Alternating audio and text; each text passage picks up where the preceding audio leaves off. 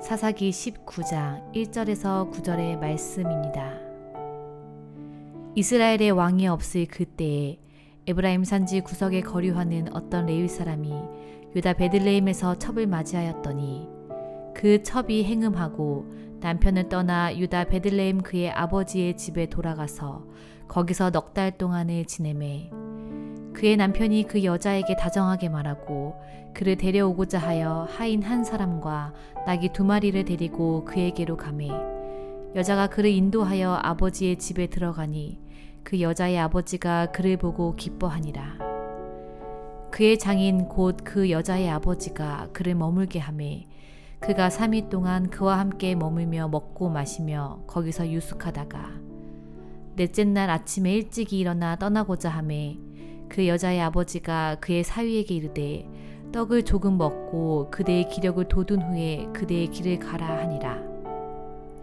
두 사람이 앉아서 함께 먹고 마시매 그 여자의 아버지가 그 사람에게 이르되 청하노니 이 밤을 여기서 유숙하여 그대의 마음을 즐겁게 하라 하니 그 사람이 일어나서 가고자 하되 그의 장인의 간척으로 거기서 다시 유숙하더니 5째 날 아침에 일찍이 일어나 떠나고자 하매 그 여자의 아버지가 이르되 청하노니 그대의 기력을 돋우고 해가 기울도록 머물라 하므로 두 사람이 함께 먹고 그 사람이 첩과 하인과 더불어 일어나 떠나고자 하매 그의 장인 그 여자의 아버지가 그에게 이르되 보라 이제 날이 저물어 가니 청하건대 이 밤도 유숙하라. 보라 해가 기울었느니라.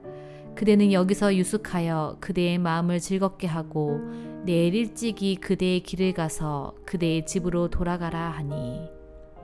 아멘. 아멘. 네, 오늘은 영적으로 타락한 제사장이라는 제목으로 말씀을 이어가도록 하겠습니다. 지난주로 미가와 레위 제사장 그리고 단 지파의 이야기가 마무리되었습니다.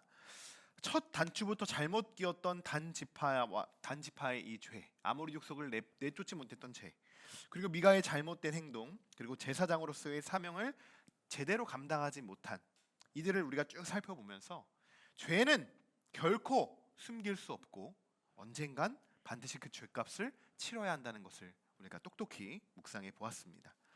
여러분, 오늘은 사순절 제3주입니다. 지난 한 주간도 여러분 십자가의 묵상으로 예수님과 함께 그렇게 십자가를 지는 삶을 살아오셨습니까? 왕이 없었으므로 자신들의 소견대로, 우리의 소견대로 이제 행했어 라는 것, 이것은 더 이상 우리에게는 해당되지 않는 이야기입니다. 왜냐하면 우리의 왕 되신 예수 그리스도께서 우리와 함께 계시기 때문입니다. 이 사실을 우리는 항상 잊지 말아야 할 것입니다. 자, 오늘 본문 말씀에서도 또다시 이스라엘의 왕이 없을 그때를 언급하고 있습니다. 또 어떤 일들이 벌어지는지 오늘 말씀을 함께 살펴보도록 하겠습니다. 우리 1절의 말씀을 같이 한번 읽어보겠습니다. 이스라엘의 왕이 없을 그때에 에브라임 산지 구석에 거류하는 어떤 레위 사람이 유다 베들레헴에서 첩을 맞이하였더니. 아멘. 자, 오늘도 어김없이 제사장이 등장을 합니다. 레위 사람. 자, 레위 사람 어디에 지금 거주하고 있습니까? 어디에? 에브라임 산지. 그것도 어디요? 구석에 거류하고 있어요. 그리고 그가 뭘 했다고 쓰여 있죠? 첩을 맞이했다라고 이렇게 쓰여져 있습니다. 자, 오늘 말씀에서 우리가 가장 먼저 살펴야 하는 것은요, 제사장의 타락입니다. 사실 이것은 제사장 딱 한 사람의 잘못만을 지적하고 있는 것은 아니에요. 그렇다면 이스라엘의 왕이 없을 그때라는 말을 삭제했을 겁니다. 붙이지 않았을 거예요. 이스라엘을 이 백성들은 이미 말할 것도 없이 지금 타락해 있을 것이고, 그 중에 그들과 분명 달라야 했던 제사장마저도 너무나도 타락해 있는 그 타락의 적나라함을 지금 오늘 말씀 속에서 보여주고 있는 것입니다. 1절을 보시면 제사장의 문제점을 바로 찾아볼 수 있어요. 어떤 것이 잘못되어 있는지. 그럼 뭔가요? 첩을 두어야죠. 첩을. 그런데 여러분, 첩을 두었다는 이야기가 뭡니까? 원래 아내가 있었다는 거예요. 원래 아내 외에 다른 여자를 지금 두고 있었다는 겁니다. 원문으로 찾아봐도요, 이 여인이 필레게시라고 이렇게 적혀 있어요. 이건 뭐냐면 첩이라는 거예요. 첩. 분명히 첩을 두고 있다라는 것을 알려주고 있습니다. 제사장은 어느 누구보다도 거룩한 직분을 가지고 있는 사람입니다. 그런데 그의 행실을 보십시오. 거룩합니까? 첩을 두고 살아가는 그 제사장. 여러분 같으면 이런 제사장을 믿고 신뢰하면서 그 제사장을 믿고 함께 여러분 하나님께 제사를 드릴 수 있으시겠습니까? 그래서 여러분 영적 제사자는, 이 영적 지도자들은요, 늘 타락에 빠지지 않도록 더더욱 조심해야 됩니다. 그리고 그중 성적인 문제에 있어서는요, 말할 것도 없이 항상 조심하고 깨어 있어야 돼요. 정말 중요한 부분입니다. 영적 지도자가 무너져 있는데 어떻게 성도들이 건강한 신앙생활을 할 수 있겠습니까? 불가능합니다. 건강한 교회, 건강한 공동체는 분명 건강하고 아주 옳은 바른 신앙의 지도자가 분명히 서 있다는 것입니다. 그 사실을 잘 아셔야 돼요. 하나님이 그렇게 세우셨기 때문입니다. 저는 소망합니다. 저희 교회는 우리의 모든 신앙의 공동체는요, 정말 신앙적으로 바로 서는 그런 교회와 공동체가 되기를 간절히 소망합니다. 리더는 리더가 짊어져야 하는 책임이 있죠. 그 책임감과 신앙적인 영성으로 성도들을 잘 이끌어 가야 하는 것이고, 또 성도들은 각자의 신앙으로 또 연합하여 서로 합력하여 선을 이루어 갈 때 하나님께서는 반드시 우리 함께하는 교회와 우리와 함께하는 이 모든 공동체를 부흥시키고 성령 충만한 교회로 이끌어 주실 줄 믿습니다. 우리가 이렇게 모여서 늘 해야 하는 것은요, 단 하나예요. 우리의 왕 되신 하나님, 그리고 우리가 예수 그리스도를 바라보는 것입니다. 아무리 숫자가 많이 모여도요, 많은 숫자들이 모여 하나님을 예배한다고 해도요, 우리의 왕 되신 예수 그리스도를 우리가 바라보지 못한다면 그 모임은 결국 무너지게 됩니다. 그러나 우리의 예배 가운데, 우리의 모임과 우리의 기도 가운데, 우리의 소망 가운데 우리 왕 되신 하나님께서, 나의 주 예수 그리스도께서 함께 계신다면 하나님께서는 우리 가운데 분명히 역사하여 주실 것입니다. 저는 이것이 우리가 함께 꿈꾸어가고 함께 실천해가는 이 신앙의 여정과 방향성이 되었으면 좋겠어요. 이런 방향성으로 우리 교회가 부흥되어지고 성장되었으면 좋겠습니다. 자, 우리 한번 이렇게 인사 나눠볼까요? 왕 대신 예수님만 바라봅시다. 한번 이렇게 인사 나눠봅시다. 왕 대신 네, 모든 문제의 시작은요, 여기서부터 시작이 되는 거예요. 왕 대신 예수님만 바라보면 문제가 되지 않습니다. 그런데 바라보지 못하기 때문에 여러 가지의 문제들이 시작되게 되는 것이죠. 지난 시간에 살펴봤듯이 죄는 또 다른 죄를 계속적으로 불러일으키죠. 영적으로 타락한 제사장에도 예외가 될 수 없었습니다. 첩을 맞이하고 자신의 행복을 추구하려고 했지만 그 여인의 마음까지는 이 레위 사람이 사로잡지는 못했던 것 같습니다. 2절의 말씀을 우리 함께 읽어보도록 하겠습니다. 그 첩이 행음하고 남편을 떠나 유다 베들레헴 그의 아버지 집에 돌아가서 거기서 넉 달 동안을 지내매. 아멘. 자, 제사장이 타락했으니 첩은 말할 것도 없겠죠. 자, 첩도 마찬가지로 타락해 있음을 지금 보여주고 있는 구절이에요. 그런데 여러분, 행음이라는 단어를요, 저도 이 단어에서 또 첩을 제가 원문으로 찾아봤듯이 이 행음이라는 것도 원문으로 한번 찾아봤어요. 그런데 조금 다른 해석도 있더라고요. 이 말이 행음, 음행을 이야기하는 것뿐만 아니라요, 이것을 원어로는 진화라고 쓴다고 합니다. 진화. 그 뜻은 화내다, 증오하다, 이러한 단어라고 해요. 이러한 단어. 자, 그러니까 무슨 지금 일인지는 자세히 몰라요.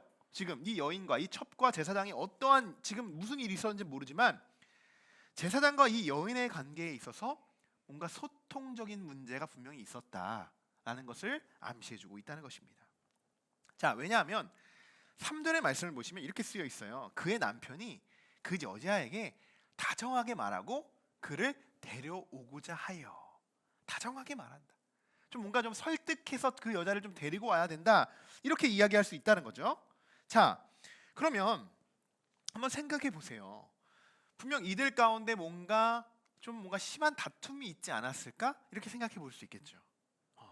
그리고 그 이후에 이 여인이 막 화가 나고 증오할 마음까지 생겨서 그 집을 뛰쳐나가서 자신의 친정집으로 돌아갔다는 이야기입니다.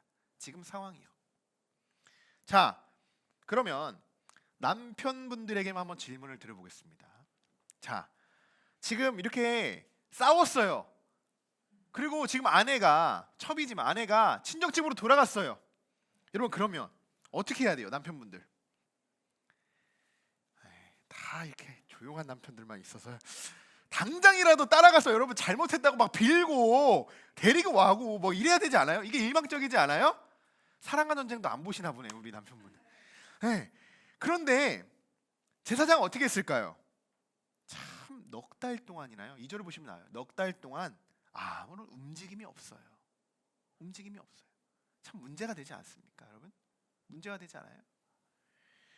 이것으로 볼 때 정말 이 여인, 이 제사장은 이 여인을 사랑했던 여인이다라고 말할 수 있습니까? 그럴 수는 없을 거예요. 그저 자신의 필요에 의해서 그냥 그 첩이 필요했을 뿐입니다. 자기의 필요에 의해서.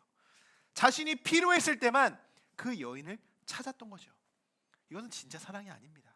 진짜 사랑이라고 말할 수 없어요. 여러분도 연애해 보셨잖아요. 정우, 예나 빼고 다 연애해 보셨잖아요. 지금 연애할 때 보면 여러분 어떻습니까? 맨날 만나고 싶고 막 전화하고 싶고 막 같이 있고 막 그러고 싶잖아요. 그죠? 집을 데려다 주고, 근데 또 데려다 주면 들어가야 되는데 안 들어가고 또 데려다 주고 또 데려다 주고, 이거 밤새도록 하잖아요. 자, 그러다가 여러분 싸울 때도 있잖아요. 싸울 때도. 그런데 여러분, 사랑하는 사람들끼리 이럴 때 아무리 싸워도요, 여러분 사랑하는 사람들은요 어떻게 푸는 줄 아십니까? 너무나도 사랑하고 너무나도 그 사랑이 뜨거울 때는요, 아무리 화가 나고 있어도요, 둘이 눈을 딱 마주치는 순간 그냥 확 풀리게 돼요. 미안해 이것조차도 필요 없어요. 그냥 화나다가도 그냥 눈이 마주치면 그냥 웃게 되는 거예요. 이럴 때 있잖아요. 저희 집만 그런 것 같습니다. 자, 그런데요, 예수님과 우리의 관계도 여러분 똑같아요. 여러분 예수님 사랑하시죠? 너무나도 사랑하시잖아요. 맨날 항상 같이 있고 싶고 막 늘 막 예수님과 막 대화하고 싶고 그러지 않으십니까? 사랑하면 분명히 그래야 되는 거예요. 당연히 그래야 되는 거예요. 정말 여러분 사랑하신다면 그러실 겁니다. 예수님과 늘 함께 하고 싶고 어떻게든 막 뭐 교회 가서 막 뭐 하고 싶고 막 이런 사랑하기 때문에. 하지만 제사장처럼요, 우리는 예수님을 나의 필요에 의해서 찾고, 또 내가 필요가 채워지고 목적이 이루어지면, 예수님에게 내가 그것이 이루어지고 나의 얻어지면 갑자기 등지게 됩니다. 예수님을. 그런 관계가 나와 예수님의 관계가 아닌지 오늘 분명히 말씀을 통해서 비춰보아야 할 것입니다. 예수님은 여러분 나의 필요와 목적을 채워주시기 위해서 존재하시는 분이 아니에요. 아닙니다. 나를 구원하시고요, 나를 죽기까지 사랑하시기 때문에 나를 위해 십자가를 해주신 분이시라는 것, 여러분 그 사실을 오늘 다시 한번 여러분 마음속에 새기셨으면 좋겠습니다. 제사장은 끝내 첩을 데려오기 위해서 다시 필요했던 거죠, 그 첩이. 그래서 자신의 하인 한 사람과 나귀 2마리를 데리고 그의 아버지, 첩의 아버지의 집을 찾아가요. 여기서 뭐 깊이 다루진 않겠지만 이 부분도 참 그래요. 제사장의 하인이 있습니다. 그죠? 나귀도 있어요. 뭐를 보여주는 거예요? 부유하다는 거예요. 부유하다는 거. 제사장은 어떤 사람입니까? 지파를 분배 받았습니까? 못 받았습니까? 못 받고 늘 떠돌을 수 있는, 그래서 어디서든 예배를 드릴 수 있게끔 하는 그런 직분을 받은, 사명감을 받은 사람이었어요. 그런데 여러분 보십시오. 그는 너무나도 안정되고 부유한 삶을 살아가고 있다는 것을 간접적으로 보여주고 있어요.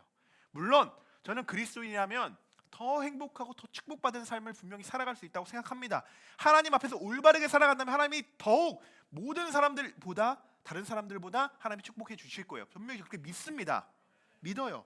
그런데 지금 여기서 나오는 거는요, 이것 또한 제사장의 역할과 본질에서 벗어난 삶을 살아가고 있다는 것을 암시해주고 있는 부분입니다. 차라리 이럴 거면요, 왜 구석에, 지금 어디 살아가고 있어요? 에브라임 산지 구석. 그러니까 한마디로 구석에 들어가서 사는 거예요. 그러면서 자기 할 거 다 하고요, 살 거 다 살고요, 하인들 막 사고요, 나귀도 다 사고요, 심지어 첩까지 들여서 사는 거예요. 그런데 어디 산다고요? 구석에서. 여러분 왜 이렇게 살아야 되는 거예요? 오히려 그냥 밖으로 나와서 당당하게 살아야죠. 근데 뭐가 무서워서 그렇게 되는 건지 아십니까? 제사장이니까. 이렇게 살면 안 된다는 거 자기 스스로 아는데 다른 사람들이 나를 바라볼 때 그 시선이 불편했던 겁니다. 그래서 숨고 들어가서 산지 구석으로 들어가 그곳에선 아무도 보지 않으니까 내가 하고 싶은 모든 것을 다 하고 살아가는 제사장의 또한 타락을 묵상할 수 있게 되는 것입니다. 자, 그리고 또 재밌는 부분이 또 있습니다. 이제 제사장의 이 첩의 아버지를 가인과 이제 가서 만나게 됩니다. 제사장과 이제 첩의 아버지를 만나게 되는데, 자, 이 아버지가요, 이 첩의 아버지가요, 이 레위인을 딱 보고요, 굉장히 기뻐해요. 너무나도 반가워합니다. 너무나도 반가워해요. 자, 이상하지 않아요, 여러분? 반가워하는 자체가 이상한 거예요, 지금. 자신의 딸이 화가 나가지고요, 이 남자 때문에 화가 나서 친정으로 지금 와 있는 상황이잖아요. 그런데 지금 그 남편이 온 거예요. 왔어요. 그런데 아이고 잘 왔어 뭐, 일로 와 그러면서 지금 반겨주고 그런 기분이에요. 뭔가 이상하죠. 심지어 그 딸이 아내도 아니잖아요. 본처도 아니잖아요. 본처도. 그런데 첩으로 데리고 온 사람인데 지금 이 일이 기뻐할 일입니까? 저는 화를 내도 지금 모자랄 일이라고 생각합니다. 화를 내도. 근데 지금 기뻐하고 있다는 거예요. 다 지금 엉터리입니다. 다 엉터리예요. 지금 뭐가 잘못되고 뭐가 맞는지 전혀 그런 것들이 구분되어 있지 않고 정말 그 잘못된 것을 아주 직시하고 있는 그 말씀이에요. 지금 여러분 왜일까요? 왜? 그런데 지금 너무나도 기뻐하죠. 근데 왜 그 아버지는 왜 레위인을 보고 그렇게 기뻐할 수 있었을까요? 왜 이렇게 기뻐할 수 있었을까? 기뻐할 수 없는 상황 속인데, 자, 그 기뻐할 수 있었던 이유는 무엇이냐? 그가 제사장이었기 때문입니다. 그가 제사장이는요, 지금 이 제사장, 뭐 사사도 마찬가지로 지금 뭐 그들의 권위가 완전히 바닥으로 떨어졌죠. 그런데요, 제사장이 여러분 어떤 사람입니까? 제사장. 이스라엘 백성들에게서 그 이전의 시대만 봐도요, 이스라엘 백성들에게 제사장이라고 하면요, 최고의 직분과 권위를 가진 사람이에요. 제사장은요, 함부로 대할 수도 없는 사람들입니다. 제사장은 하나님이 더욱더 구별시킨 사람이 제사장들이에요. 아무리 시대가 지금 지나갔어도요, 사사기 쭉 지나갔어도요, 아직도 제사장이라고 하는 것은요, 그들에겐 최고의 권위의 존재로 남아 있습니다. 잠재되어 있는 거예요. 자, 아버지는 딸의 남편이 인간적으로 또 인성적으로 너무 마음에 들어서 기뻐한 것이 아니라는 거예요. 그의 직업, 그의 직분이 제사장이었기 때문에 기뻐했던 것입니다. 여러분 무슨 말인지, 이런 부분이 어떠한 이야기인지 여러분 이해가 되시죠? 이런 부분들이 여러분 실제로 우리 안에서도 굉장히 빈번하게 일어나고 있어요. 지금 우리가 살아가는 세상 속에서요. 우리도 사람을 바라보면서요, 그의 직업이 그 사람을 뒷받침해주고 있다고 볼 때가 굉장히 많습니다. 굉장히 많아요. 그 사람 자체를 우리는 바라봐야 됩니다. 그 사람 자체를 바라봐야 되는데 그 사람의 직업을 알게 되는 순간 그 사람이 달라 보이죠. 달라 보입니다. 제가 즐겨보는 프로그램 중 하나예요. 나는 솔로라는 방송이 있습니다. 남녀 솔로들이 출연을 해서요, 서로들이 막 알아가고 커플이 돼서 이렇게 그런 프로그램인데 이 방송이 참 재밌는 게 뭐냐면요, 처음에는요 5명씩 등장을 합니다. 남자 여자. 그런데 나이, 이름, 직업, 그들의 모든 신상이 비공개로 진행돼요. 밝혀지지 않아요. 그러니까 그냥 그 사람만 보게 되는 거예요. 그 사람만. 자, 그러니까 어때요? 그 사람의 자체 본연의 모습만 보게 되죠. 아, 이 사람의 말은 이렇고 이 사람의 마음이 이렇게, 아, 이 사람은 이렇게 행동하는구나, 이렇게 그 사람을 관찰하게 됩니다. 그러다가 보면, 이야기도 해보다 보면 이 사람에게 호감이 생기게 되는 거예요. 호감이. 아, 그렇구나, 이런 사람이구나, 아, 이런 사람 나에게 참 맞게 되는구나. 자, 그런데 하루 이틀 정도 지나가게 된 다음에 그러다가 신상을 공개적으로 공개하는 날이 옵니다. 신상을. 그러면 딱 이렇게 서서, 저같이 서서 저는 누구누구이고요, 저의 직업은 무엇이고요, 저는 이렇게 살아왔고요, 저의 취미는 무엇이에요, 이렇게 공개를 합니다. 자, 그런데 이 신상이 공개되는 순간은요, 첫 인상과 완전히 달라지게 돼요. 첫 인상과. 조금 비호감이었던 사람이요, 갑자기 호감도가 확 올라갑니다. 신상이 밝혀지지 않았을 때는 첫 투표를 하거든요. 이 사람이 첫 인상은 어떻습니까? 처음에 첫 인상만 보고 막 3표 몰표를 받았던 사람이 있어요. 5명 중에 3명이면 대단한 거잖아요. 몰표를. 근데 신상이 공개되고 직업이 공개되는 순간 3표였던 사람이요 0표가 되고요. 1표도 못 받았었던 사람이 4표를 받습니다. 4표를. 지난주 방송에서 그렇더라고요. 네. 자, 오늘 여러분 왜 이런 말씀을 드릴까요? 왜? 우리의 눈은 그래요. 우리의 눈은 그렇습니다. 아무리 우리의 눈에 필터를 제거하고 우리가 상대방을 바라보려고 노력하지만 상대방이 누군지 그 신상을 알아보는 것과 이전과는 분명히 다르다는 것이에요. 분명히 달라요. 이것을 쉬운 말로는 선입견이라고도 합니다. 선입견. 지금 첩의 아버지도 레위인에 대한 편견, 이 선입견이 들어가게 된 거예요. 그냥 레위인이라는 것만 알고 있었겠죠. 그래도 그 정보만 알고 있었겠죠. 그가 내 딸에게 뭐 어떻게 했고 또 지금 무슨 말을 하러 여기까지 온 것에 대한 그 관심은 전혀 없습니다. 전혀 없고요. 제사장이 우리 집에 찾아왔어 라는 것 하나가 그냥 너무 좋은 거예요. 그냥 마냥 좋은 거예요. 그것만 좋은 거예요. 여러분, 그리스도인들에게 있어서 선입견은 절대로 좋은 것만은 아닙니다. 우리는 반대로 이 선입견과 편견들을 버려야 하는 사람들인 거예요. 우리는 복음에 있어서 선입견을 들 수 없기 때문입니다. 예수님은 오히려 선입견을 다 버리고요, 가난하고 소외되고 병들고 아픈 자들에게 먼저 다가가셔서 그들을 찾으시고 그들에게 복음을 가르치시고 병든 자들을 고치셨어요. 예수님이 선입견이 있었다면 어떻겠어요? 딱 바라보고 좀 뭔가 지저분한 옷을 입고 뭐 그래요. 그런 사람인데 뼈 고쳐주지도 않고 가르치지도 않습니다. 그럼 어떻게 될까요? 말이 안 되겠죠. 말이 안 되겠죠. 그런데 여러분, 어떻게 예수님도 그러셨는데 어떻게 우리가 복음 앞에서 선입견을 가질 수 있겠습니까? 차별할 수 있겠습니까? 우리가 신앙생활을 하면서 왜 선입견을 버려야 하는지 여러분 아십니까? 선입견을 버려야지만 정말 지금 내가 놓치고 있는 것이 무엇인지를 깨달을 수 있기 때문이에요. 선입견을 가지고 있으면 내가 지금 무엇을 놓치고 있는 것이 무엇인지 모릅니다. 이 첩의 아버지가 그런 거예요.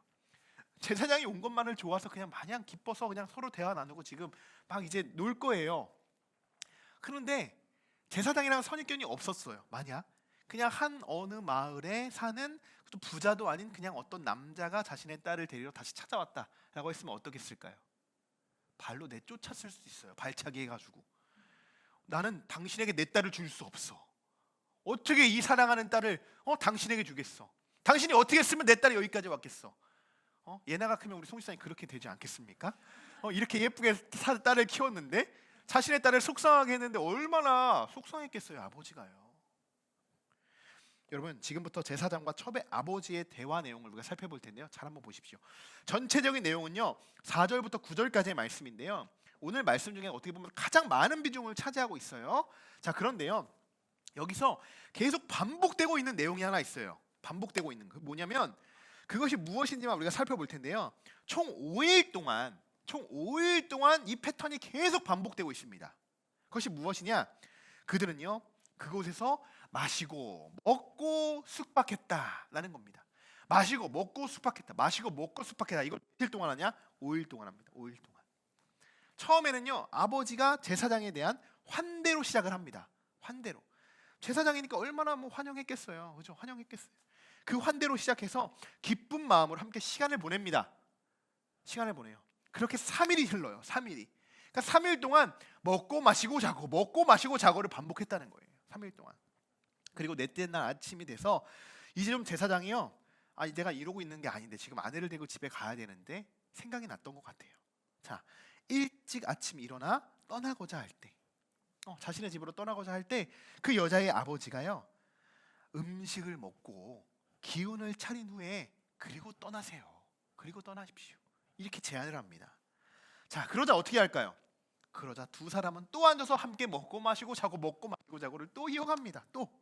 자, 그렇게 밤이 되고 시간이 늦으니 또 이곳에서 편히 이제 시간이 되었으니 이제 갈 수가 없다. 너무 늦었다. 또 유숙하고 내일 떠나라 말을 합니다. 자, 좀 긴 말씀이지만 8절과 우리 9절의 말씀 같이 한번 읽어보겠습니다. 다섯째 날 아침에 일찍이 일어나 떠나고자 하매 그 여자의 아버지가 이르되 청하노니 그대의 기력을 돋우고 해가 기울도록 머물라 하므로 두 사람이 함께 먹고 그 사람이 첩과 하인과 더불어 일어나 떠나고자 하매 그의 장인 곧 그 여자의 아버지가 그에게 이르되 보라, 이제 날이 저물어 가니 청하건대 이 밤도 유숙하라. 보라, 해가 기울었느니라. 그대는 여기서 유숙하여 그대의 마음을 즐겁게 하고 내일 일찍이 그대의 길을 가서 그대의 집으로 돌아가라. 아멘. 자, 이 패턴이 계속 반복된다는 거예요. 5일 동안. 자, 여러분, 여기서 우리는 많은 문제점들을 발견할 수 있어요. 그런데 한번 두 가지로 우리가 한번 압축을 해보려고 하는데요. 첫 번째는요, 지금 레위인은 목적을 상실했다는 겁니다. 자신이 여기 왜 하는지 몰라요. 무슨 마치 그냥 음식점에 지금 간 것 같이 보이지 않아요? 그 정도밖에 지금 한 게 없어요. 레위인이 이곳에 왜 왔습니까? 그 목적을 상실했죠. 화가 났던 이 여인의 마음을 돌이키기 위해서 이곳에 온 거예요. 근데 그것에 대한 내용이 한 구절이라도 적혀 있습니까? 없어요. 목적을 전혀 살생했습니다. 자, 이 여인, 이 문장에서 이 여인은요, 단 한 번도 등장을 하지 않아요. 여인을 데려온 목적이 완전히 상실되었다는 것입니다. 무엇 때문에 그 목적이 상실되었다고요? 이것을 잘 봐야 돼요. 무엇 때문에? 먹고 마시고 마음을 즐겁게 하는 일에 목적을 상실했다는 겁니다. 여러분, 바로 이것입니다. 우리가 세상에 살아가면서 매번 우리가 놓치고 있는 부분이에요. 우리는 목적을 상실하고 살아갑니다. 목적을.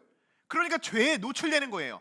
왜 세상에 내가 살아가고 내가 세상에서 어떻게 살아가야 하는 그 목적, 그것이 없이 세상을 살아가니까요, 당연히 죄에 빠질 수밖에 없겠죠. 그러다 보니 하나님을 예배하기보다 내가 세상에서 먹고 마시는데 더 집중을 하게 되고, 내가 이 예배를 드리는 이 예배의 즐거움보다, 기도하는 소중함보다 나의 마음의 즐거움을 채우기 위해서 세상에 나가 세상의 즐거움으로 채우고자 하는, 그것을 더 애쓰고자 하는 것은 아닐까요? 목적을 상실했죠. 레위인이 첩의 아버지의 집을 찾아간 것은요, 다시 그 여인을 데려오기 위함이었습니다. 이것을 잘 기억하셔야 돼요. 내가 여러분 지금 이 자리에서 예배를 드리고 있는 이유는 무엇인가? 분명한 목적이 있어요. 분명한 목적이 있습니다. 여러분, 우리가 예배를 드리러 와서요, 예배가 아닌 다른 것만 즐기고 우리가 마음 막 즐겁게 하고 누리고 집으로 돌아갈 수도 있습니다. 그럴 수 있어요. 지금 내가 왜 이곳에 와서 하나님을 예배하고 있는지 오늘 시간 곰곰이 생각해 보시기 바랍니다. 두 번째, 레위인은 굉장히 우유부단한 성격을 지니고 있습니다. 굉장히 우유부단해요. 처음 환대는 그래, 이해할 수 있어요. 뿌리칠 수 없었다는 건 그래, 이해할 수 있습니다. 하지만 그의 여인의 아버지가 계속적으로 자기가 떠날 때도 제안을 했던 그 제안은 뿌리치지 못했다는 거예요. 뿌리치지 못했다는 거예요. 떠나려고 마음은 먹었지만 그의 행동은요, 정말 실천으로 옮길 수 없었습니다. 계속 발목이 잡혔어요. 계속. 이게 죄의 위험성입니다, 여러분. 내가 그 죄를 안 거죠. 이제 한 셋째 날 정도 되니까, 아, 내가 이러면 안 되는데, 내가 뭘 해야 되는지 그때 생각이 나요. 생각이 납니다. 그런데 내가 그것을 이제 다 떨쳐버리고 내가 나아가려고 하는데, 그럴 때 계속적으로 나의 발목을 잡는 것, 그것이 죄예요. 그것이. 그럴 때 내가 완전히 그것을 뿌리칠 수 있는 결단이 필요합니다. 지도자라는 것은요, 어떤 일을 계획하고 그 행동을 행동으로, 그 계획을 행동으로 옮길 때는요, 정말 시기 그리고 적절한 타이밍이나 일의 끊고 맺음을 정확하게 할 필요가 있습니다. 이것이 리더가 될 수 있는 전 덕목이라고 생각합니다. 리더가 이것에 대해서 잘 이것을 적절하게 못하면 리더뿐만이 아니라요, 모든 공동체는 그냥 우유부단하게 그 모든 것이 그냥 흘러가요.